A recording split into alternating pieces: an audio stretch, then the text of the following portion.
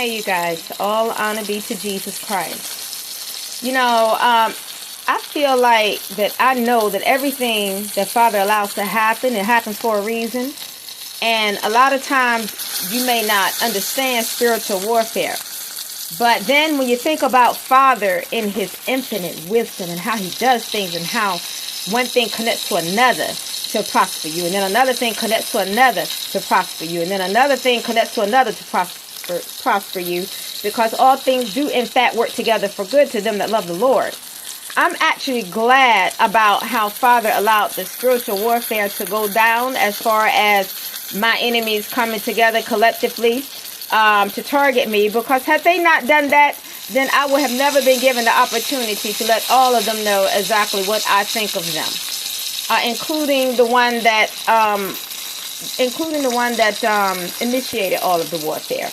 You know, the one that was my enemy from day one, the one that has now been debilitated and taken down and is now suffering beyond belief, from what I understand.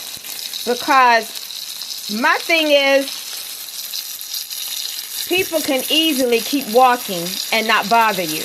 And I think a lot of you out there may feel that way, like even as far as the people that you may have married your enemy, you may have dated your enemy, you may have gone out on a date with your enemy, you may have had so-called friends that you found out were enemies.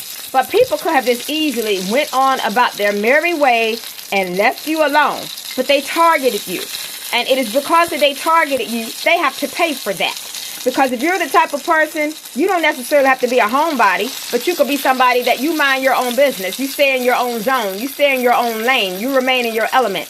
And then you mean to tell me you got a bum out there that has set its eye on you deceitfully and with bad intent, and they target you out of everybody else that they could have approached? They could have went and found somebody that was down on their level and bother that person. But no, they wanted to pick somebody that they knew was their complete opposite. They wanted to pick somebody that they knew was decent and morally upright. And so, all of that to me is intentional. And see, it's one thing when a person makes a mistake, but it's another thing when something is done intentionally. And I gotta say that when people target you, that stuff is intentional. And see, that's a different type of war right there. That's a different type of get ready, you know what, for the big payback. Okay, if I can get it out of my mouth, because I'm like, they could have easily just left you alone.